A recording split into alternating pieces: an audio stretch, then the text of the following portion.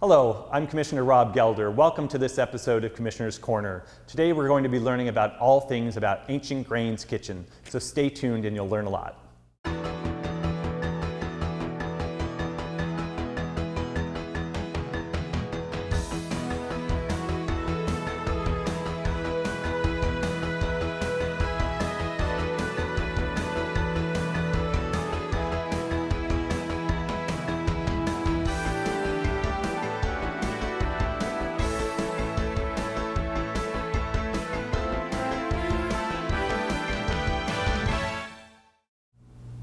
Welcome back to Commissioner Corner. Joining me now is Cynthia Holmes of Ancient Grains Kitchen. Cynthia, thank you so much for agreeing to be part of the program today.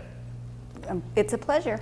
Well, I just wanted to share with our viewing audience a little bit about Ancient Grains. And so if you could share with us a little bit about what was the start of the idea? How did it all come to be? Okay. About 8 years ago, it'll be 8 years in February, actually January, I was diagnosed with cancer. And so through the process of that experience, and I did chemo, and then they put you on a maintenance drug after I went through that whole process that I was supposed to stay on for 5 years. And one of the side effects of it was I had joint pain. And so I did some research on it, and I had a friend who had had joint pain for different reasons, but she went off of gluten and her joint pain went away. And I thought, oh, I'll just go off of gluten and see if it helps. And so I did. I went off of gluten and my joint pain went away. And other symptoms that I've kind of had my whole life went away. I hadn't related to gluten. So I decided that I just mentioned it to my oncologist, because you go for a check, and he said, boy, nobody's ever put those two things together, and he sent me to the lab to do blood work. And he called me the next day and he said, it's definitive, you have celiac disease, which is an autoimmune disease that is triggered by gluten. Well, I had no idea that I had that. And so anyway, I started eating gluten-free and ate some really horrible gluten-free cookies. And I thought, wow, I could do better than that. And I did. And that's really where it really started there, because that's when I started eating gluten-free. And I felt like I'd kind of come to a place in my life too where I had some freedom. My kids were grown up, and I had some time, and I had some creativity that I could feel kind of bubbling up, and it just seemed like a natural progression into to do that business. So we're standing today in your current kitchen, right. But is this where it all began, or what was the genesis? Well, I was living in Port Townsend at the time. I was kind of looking around Kitsap. I'd lived in Kitsap County pretty much my whole life. And the rain kind of gets to me, and I'd heard that up in Port Townsend it was kind of the banana belt. So I thought I'd just try it for a while. Anyway, I was up there and I found a space to rent, and I launched the business in Port Townsend, which was a great place. And but decided I wanted to move back to Kitsap, and this place became available, this kitchen that I'm in now, and closer to my grandson and those kind of things. So which are always good reasons to come back to a community. Right. So how difficult was it to actually find the commercial kitchen space? Well, it was easy for me because the fellow that had this space before, I was his bookkeeper, because I have a bookkeeping business also. Okay. And so I'd been doing his bookkeeping for years, and he was going to close up shop. And so I took over his lease and added my own equipment, and it's been a great location. It's central to all my deliveries, and the semi can get in with all the product with all the product I need, and so it was a really good move. And the landlord here has just been really, really great to work with. So, well, wonderful. Yeah. So, how did you come up with the recipes? I mean, so you have a line of 6 or so different. I have 7 different cookies. 7 different cookies, yeah. And I have to say I've tried them all, so I'm definitely a fan. But how do you create them? So, because most times when we're baking, our fallback and all the cookbooks and everything else is flour. Right. So it forces you to be creative, not only in terms of the use of different grains, but how do you put them together? How do you make them stick without gluten? So what was that? Good question, because cooking without gluten is a completely different chemistry. So you have to kind of throw away everything you know and start over. It involved a lot of research. I read a lot about, gluten-free baking, found some great cookbooks, and my sister cooks gluten-free, and she was a great sounding board for me. And I just started experimenting with it, and I did throw away a lot of cookies.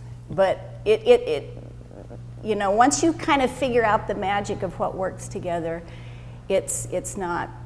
that part's not hard. And the fun part was, it's almost like, it's hard to explain, but I know when a cookie's ready to be born. I can I kind of get a sense of what's next, and it I don't know, it's hard to explain, but it is. It's like birthing this new creation that's, and my latest one is ginger smack. And it's amazing how that happens. It's just kind of a creative process that goes on in your mind, and then you come in the kitchen and try to translate it into the mixing bowl. And that one has been the most amazing one. It's already taken over all sales of all my top sellers in the first month of rolling it out. So well, it is scrumptious, I have to say. Yeah, that is a good cookie. So I would imagine, though, in terms of the creative process, I just have a vision of you waking up in the middle of the night with some inspiration of some new cookie and having to jot it down, and then madly rushing to the kitchen the next morning to sort of Well, there's a little bit of that experiment. going on. There's research behind that, but it's like I kind of know what I want the end product to be, and so then it's the, how to create it to get there, so, yeah. Well, I know there's definitely, for lack of better terms, sort of a niche market. Not everybody is as aware of the impacts of gluten, sometimes on their bodies, and not everyone is susceptible. But sort of, there is a buzz about it, whether it's people trying to be more aware of their diet and what they consume, and that really led me to a certain awareness of grains in my diet and the potential impacts. So I always had my lens shifted really for looking at labels and being labeled gluten-free and so on and so forth. But kind of, what are some of you touched on it a little bit before, some other benefits? You mentioned sort of the digestion, the joint pain, et cetera, but are there other things that people might be aware of? Yeah, it's been interesting. People are so, when they know I have a gluten-free cookie company, they're so willing to come up to me and tell me how going off of gluten has changed their life. People say there's like eczema, skin conditions disappear. I know somebody who had like canker sores in his mouth his whole life, and he stopped eating gluten and they went away. The diversity of symptoms that gluten can cause, it's kind of amazing. But joint pain, world-class athletes don't avoid gluten for that reason. It's an inflammatory kind of an ingredient. So a lot of times your body will react in an inflammatory way to it. And it's not everybody. But when I did the cookie company, one of the, kind of in my mission statement, I didn't want to make cookies that just gluten-free people could eat and enjoy. I wanted them to have universal appeal. I wanted people that didn't need to eat gluten-free think that they were the best cookie they ever had. And that was really a challenge because non-gluten-free eaters are kind of particular about, they know what they want, they know what texture they think they want and everything else. So that's been really fun to bring that crowd in. And I do. A lot of people don't even need to eat gluten-free. They just love my cookies. So right. No, I know. I end up being asked, I like to bake. So I've been asked often to make desserts for local charity auctions and that type of thing. And I would bake something gluten-free. And if I labeled it that way, it didn't sell. So it was just this, learning. It's like, okay, just call it something else. People don't need to know that it's gluten-free. That's just, it's really good. Right. So what were some of the challenges that you faced really sort of setting up the business? And in terms of whether it was working with the county, with the health department. So what are those things that you learned along the way that if someone viewing the program who had a similar idea and wanted to get started, what do they need to be aware about? I think, I did have to go through the Washington State Department of Agriculture. I fall under their auspices, not the health department. because I'm considered a food manufacturer. Okay. And so I get inspected by somebody from the Department of Agriculture, and they permit the process, and I have the license from them. So that's, you have to, I had to modify the kitchen to be up to their standards, which is a little bit different than the health department. Okay. And I think the toughest thing working with the Department of Agriculture, and it's not a bad thing, it was a lot of work, is getting the labels to where it met their and the FDA standards, because they're really specific about font size, about what you say, about how you say it. And for example, last year the FDA changed how you can say gluten-free. I can't use the term gluten-free anymore on my labeling. I can say made with no gluten-containing ingredients, because I'm not certified gluten-free. Ah. And there's a challenge there to be certified gluten-free. I know they could come in and it would happen, but it's so expensive. And so one of the challenges has been figuring out where I want to put my resources. And because it's a small business, and because it's growing, and because I'm using my own capital, you have to pick and choose. And I'd love to be certified gluten-free, but like I said, it's an expensive procedure, and it takes time, and you have to renew your license every year. And so I've chosen just to label differently for now until I can afford to do that. Now, is that a different agency that does that? Okay. Yeah, it's a completely different, it's an independent agency and that's where you get your gluten-free Statewide, certification. or is that a federal? Federal. Federal, It's okay. federal. So you can't say gluten-free unless you've had that certification anymore. That was just changed a year ago, August. Okay. And so I had to change all my labels, and that was expensive. So labeling is a challenge to get it so you're meeting all the requirements by the federal and the state. So speaking of labels, I have to say that that's probably one of the things that I noticed right off the bat. That yours are very eye-catching. They're fun. They're fanciful. And so, what was the start of those? Who did you create them yourself? Did you work with someone? Well, they were in my head, and I found a woman who could translate what was in my head onto paper, and I met her through, at the end of my whole process of having cancer, one of the things that I kind of threw out to the universe was I'd love to help women that have to go through this process, because it's scary.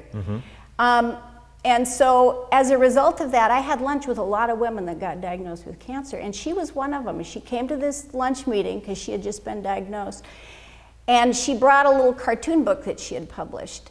And I hadn't said anything to anybody. I knew I was going to start this cookie company, and I looked at this one cartoon she did, and I instantly knew I wanted to use her. And so we got done with our lunch meeting, and then I called her later and I said, I'm starting this cookie company.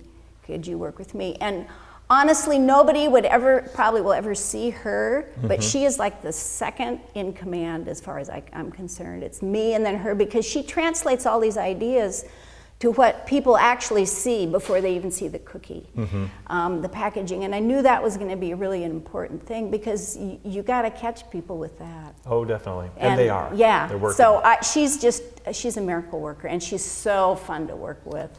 So I understand, though, that you are one of the characters on the... I am one of the characters. You can probably, kind of tell. But I told her, I said, let's do kind of a Paul Newman kind of a thing, where, you make this woman that looks like she's ancient type, with a toga and a wreath. And I said, but make her really tall. And so as a cartoon character, I can be a little, different than what I am. But it was real fun. And then I needed an alter ego. And the fellow is really based on that character that I saw in her book.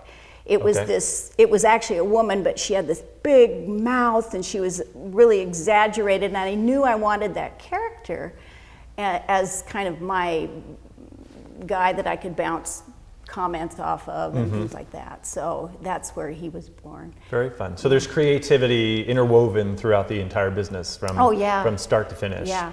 And frankly, making cookies is really a small part of it, running this business. Or even coming up with a recipe. That's not the major part of what I do, believe it or not. So let's talk a little bit more about that, because I think that sometimes someone might see a product and they think, all the time and energy goes into the production of that. But I would imagine there's issues in terms of sourcing, marketing, trying to actually get the product to market. Let's talk a little bit maybe about, in terms of sourcing the products, you say you're not certified gluten-free, but how do you, how difficult has it been to actually find providers or suppliers of your product, the raw product? Well, my main purveyor is Glory Bee Foods out of Oregon, and they do probably 85% of my ingredients. I do get some from Bob's Red Mill, and you can, and it's nice because I can source all these ingredients that are certified gluten-free, so everything I bring in I know is gluten-free. Okay. But yeah, I'd say Glory Bee and Bob's do the, and then there's another company called Frontier that I order from. And then I get a little bit of stuff from Costco. But you know, all the things I get are certified gluten-free that I bring in. And yeah, and that was a challenge too. You've got to find somebody that's going to supply you with what you need, so you're not running all over the world trying to find stuff. So to kind of narrow it down to a few suppliers. Otherwise, you'd spend a lot of time collecting ingredients. And you need to know there's consistency and reliability in the suppliers so that you can maintain your schedule. Right, yeah. So how about distribution? So you've got your supplies and you create the magical cookies that they are. How difficult has it been to bringing them to the market, and getting that exposure? Well, frankly, I'm pretty much maxed out as far as what I can do. Right now, I am the distributor. I'm talking to somebody in Seattle and I think we have a good relationship, and starting early next year, I think they're going to distribute for me up and down the I-5 corridor. Okay. I deliver in Seattle, but so what I've done is I've cut my territories into two sections, and so every other week I deliver. Like this week, as soon as we're done, I'm going to go up to Port Angeles, Port Townsend, Sequim, and do that area. Tomorrow I'll go to Seattle. And then next week is all Kitsap County. Okay. So every other week I kind of break it up that way, and it's worked pretty well for me. But I'm about as, my trunk right now is full of cookies. I don't think I could do much more as far as distribution. So this will be a great relationship with this company in Seattle, and I can still feel like I'm local, but really be able to get out to more places. So you must love to drive then. I like to listen to books on tape. Very. We need to have those distractions definitely as we're moving around. But so in terms of the kind, you say you maxed out in terms of what you can produce and what you personally can distribute. Right. Not what I can produce, but what I can personally distribute, deliver myself. Okay. There's only so much time, so. Thoughts about future growth? Do you employ other people? What does that look like? Well, the distributor could potentially double what I'm doing without me having to deliver, and that would be great.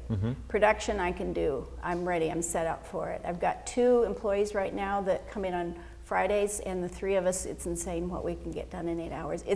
All 3 of us are all blown away at the end of the day. We're exhausted, but it's been really fun. And so I've got 2 gals that are just great to work with. They really are. They're committed to the good cookie. So so I'm set up and I'm ready to ramp up production as I need to. Okay. So, yeah. Well, wonderful. Glad to hear that. Yeah. Is there anything that you can think of off the top of your head that the county could do to be a better support, a better partner with small businesses that are in our community or getting started? Well, I guess you can't do anything about the price of almonds, but... no, we don't have any in on the almond market. Okay, that would help. But I'll tell you, I think probably one of the best things is just educating people to buy local. And I'm really committed to that. People go, well, why don't you, go down, distribute down to California, everything. And I could, I guess I could look into that, but I'm just so committed to the local market. I think, and I think the potential for a business to supply to local people is good. So I don't know if there's a way that the public can be more educated about the importance of buying local and eating local and that kind of thing, but that's a suggestion. It's possible. I mean, we do, the county does have a food policy council, and that has been a part of that, was sort of the whole food system within Kitsap County. So that definitely does feed right into that. Yeah. So is there anything that you would like our viewing audience to know about that I haven't asked in the course of this interview thus far? Well, maybe the viewing audience that's hesitant to try gluten-free products, you know, give my cookies a try. I think you'll be happy, because they're wonderful, and they've really come from my heart. And I never would want to put something out there that, you know, I wouldn't want to eat myself. And I'm kind of picky about what I eat. So. Picky's good. Yeah. So you mentioned 7 different cookies right now anyway. So can you describe them to us? The first cookie that I came up with is, I knew I wanted to do kind of a chocolate chip cookie, but I wanted to jazz it up a bit. So it's called Almond Cherry Chocolate Festival, and it's full of almonds and dark chocolate and dried cherries. So it's like a really hip chocolate chip cookie. The second one I came up with was it's like a shortbread cookie. It's called Coconut Lime Bliss, and the first ingredient is butter, so it can't be bad. I know that one very well. It's a good one. It's got some of my favorite flavors in that one is coconut and lime. I like tropical.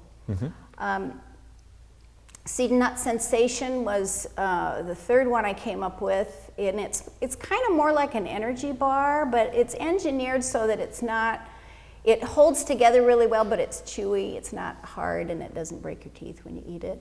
And this was really fun. In 2014, I delivered Seed and Nut, because it has 10 grams of protein in it. It's a great protein provider, but the Seahawks used the Seed Nut Sensation and What's for Breakfast at training camp in 2014. So I got to deliver to VMAC. Oh, fun. Yeah, it was really fun. Yeah, so they used those cookies then, and actually now I'm at CenturyLink Field for all the Seahawk games and the Sounder games. The cookies are in the gluten-free stand there, so. Awesome, that's wonderful. So anyway, so the Seed and Nut, that's kind of my high protein, healthy one. Then the What's for Breakfast is like an oatmeal one. Frankly, that's not my biggest seller, but it's my favorite cookie, because it's got I think, a depth of flavor. It's got dried orange peel in it, and lots of dried fruit and toasted oats, and it's really good. It is very good. And then I came up with I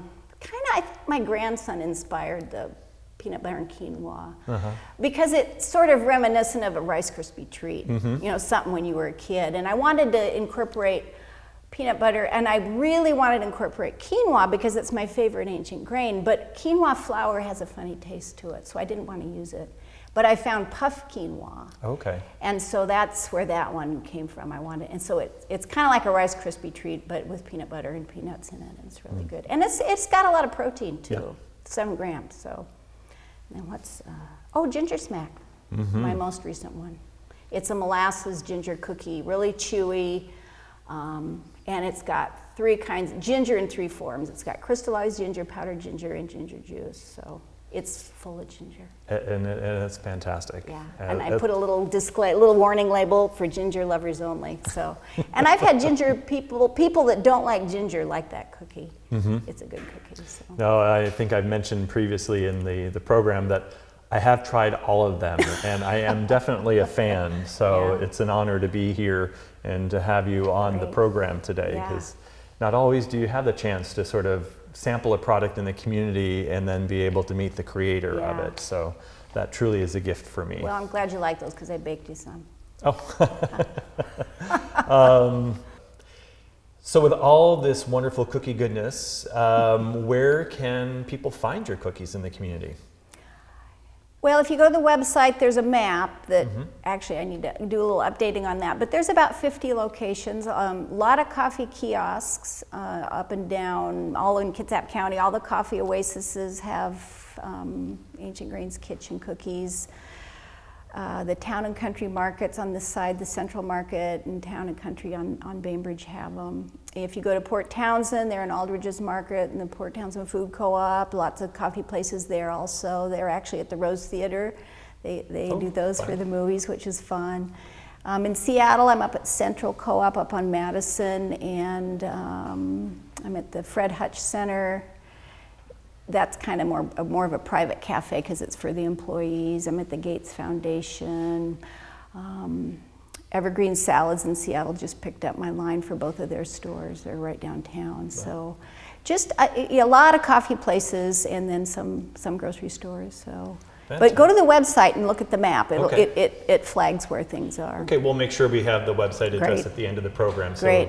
Viewers will be able to find that. I think it's exciting that when you think about, I mean, from the Gates Foundation to a local coffee oasis coffee stand, that's pretty remarkable for the number of years that your business has been Right. here. And I think it's, it really is a testament to your ingenuity and your willingness to listen to books on tape as you distribute them around the community in Puget Sound. That's phenomenal. And maybe a shout out to all of our Seahawks fans that if they're at a game, they don't have to stick with just hot dogs and popcorn and things like that. They can actually grab an Ancient Grains cookie and have a little dessert later on. So, well, Cynthia, thank you so much for being part of the program. I appreciate it. Great to hear all the stories and sort of really the genesis of it, where you take a time in your life where there was adversity, but adversity becomes inspiration. Yeah. And being able to take that inspiration and have that play out over the course of the next several years, and I think open up a whole new world for a whole bunch of other people who may otherwise not have experienced it. So thank you very much. Thank you. And thank you very much for watching this episode of Commissioner's Corner. I hope you learned a lot and at least are leaving a little bit hungry like I am. So enjoy that. Again, the website will be at the end of the program. Do jot that down, and thank you. Stay tuned for future episodes of Commissioner's Corner. Thanks a lot.